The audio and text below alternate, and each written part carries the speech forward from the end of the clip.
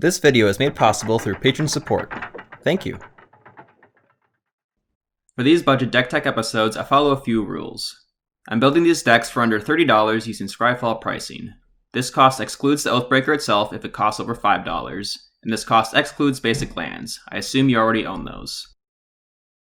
I build these decks using the 6x6 method, meaning 6 cards for 6 strategies to make the deck work. As I'm explaining the cards, I'll also be explaining how to pilot the deck and how to win with it. Entering the Sanctum today is Ugin the Spirit Dragon from Fate Reforged.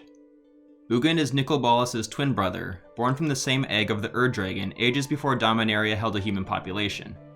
Ugin spent his early life with Nicol, learning to hunt together in tandem to make up for their smaller size in comparison to their other dragon siblings. Ugin's Planeswalker spark ignited when he learned that his brother Nicol Bolas never truly cared for him, severing their kinship. He planeswalked to the Meditation Plane, a strange world that's geography mirrors the visitor's thoughts and potential futures. Ugin continued to explore the multiverse and develop skills in all forms of mana before returning to his brother in Dominaria. Nicol Bolas became enraged as he thought Ugin to be long dead and demanded to learn of Ugin's planes-traveling powers. Ugin planeswalked away, and the fury ignited Nicol Bolas' spark. Many ages later, the two brothers clashed on the Meditation Plane. The fight lasted generations, pummeling each other through various planes until Ugin accepted he could not defeat Bolas and moved to the Meditation Plane. He allowed Bolas to kill him, his body crashing into the Meditation Plane's waters and sending Bolas through dozens of planes by the impact.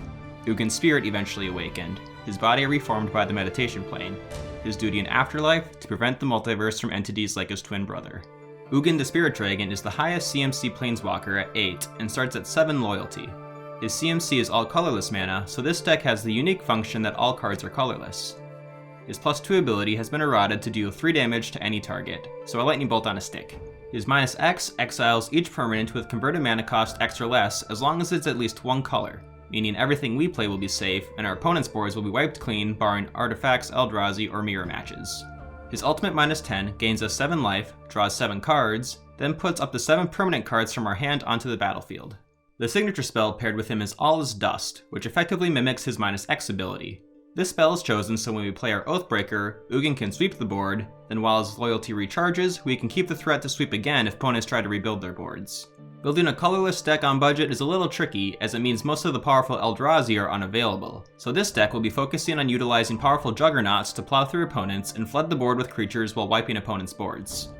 Let's get started on seeing how the deck runs with Strategy 1, 90-degree creatures. Mannequin, Milliken, and Heejin Crawler are our lowest mana dorks, each tapping for a single colorless mana.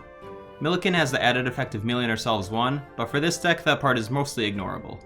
Palladium Myr and Kozilek's Channeler are our larger mana dorks, tapping to create 2 colorless mana. With Ugin being an 8-drop, we'll be using all the mana acceleration we can get.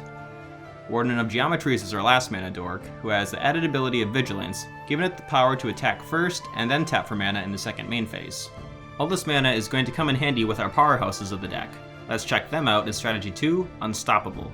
Juggernaut, Darksteel Juggernaut, and Galvantic Juggernaut are all tanks that have to attack each turn. Playing in multiplayer, there should typically be an easy target. With only 20 starting life totals, these Juggernauts should be able to wipe out life totals and planeswalkers efficiently. Ulamog's Crusher and Traxos Scourge of Krug hit a bit harder than our Juggernauts, but the same idea still applies. Our final card is where it gets interesting. Assault Suit is great for applying constant pressure with our heavy hitters. Assault Suit takes a little bit of setup, costing 4 to cast and 3 to equip, but once it's equipped, the creatures get a +2/+2 boost and haste, it can't be sacrificed, and can't attack us or a planeswalker we control. At each opponent's upkeep, we can give the equipped creature to them and it gets untapped, meaning our Juggernauts will have the potential to swing on our enemies every turn. Juggernauts aren't the only line of play. Keeping the board clear is a surefire way to victory, so let's see what we've got in Strategy 3, Drop the Hammer. Meteor Golem, Ugin the Spirit Dragon, and All is Dust are our main removal pieces. With 2 being in the command zone, they should be reliable, but may make us an arch-enemy target. Myriad Construct and Thopter Assembly are our token generators. When one big thing isn't enough, several small things may work to pass through. Thopter Assembly is also great for its recursive abilities and its ability to create evasive flyers. Kuldotha Forgemaster works as a tutor to grab whatever artifact we need at the time, be it a Juggernaut, token generator, removal piece, or utility artifact. Let's check out some artifacts we have in library with Strategy 4, Gear Up. A Quarter's Shield, Swiftfoot Boots, and Mask of Memory all aid our Juggernaut types, granting Vigilance, Haste, and Hexproof, and can aid with card draw when we land hits. Loxodon Warhammer and Haunted Cloak add in more keywords to our creatures, making sure we stay in the game and take out opponents faster. Last up is Strata Scythe. Our basic land type in colorless is Wastes, and we're running a lot of them. Strata Scythe can turn even a 1/1 into an incredibly powerful creature. That's not all we're doing with our wastes though, so let's move into Strategy 5, Wasting Time. Surveyor Scope, Renegade Map, and Traveler's Amulet are all ways to grab wastes from our library. In late game, they can also be used as fuel for our Darksteel Juggernaut or Kuldotha Forgemaster if lands are not an issue. Burnished Heart and Solemn Simulacrum may make this deck seem like it's for EDH, but given both are artifact creatures, they feel right at home with this deck, where even our weaker creatures can become powerful with equipment. Walker of the Wastes is where all the wastelands really shine. This creature can easily grow larger than our Juggernauts, though it does lack the artifact typing and requirement to attack each turn, so this heavy hitter is more suited to stay on our side of the field and swing with lethal hits.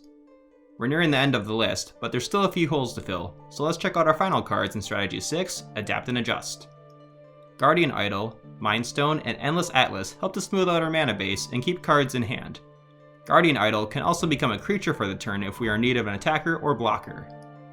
Scuttlemud is interesting. It can give us an additional mana to use, or use its ability to assign a color to a creature.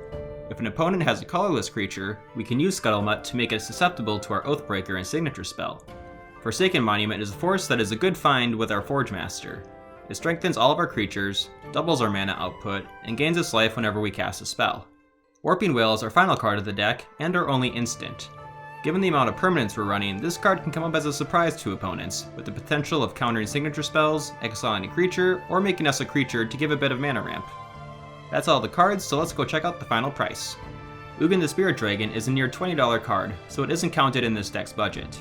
Aside from him, our hide cards are our signature spell board wipe All Is Dust, Forsaken Monument, which powers up every aspect of this deck, and Swiftfoot Boots, whose hexproof ability makes our Juggernauts that much more difficult to deal with.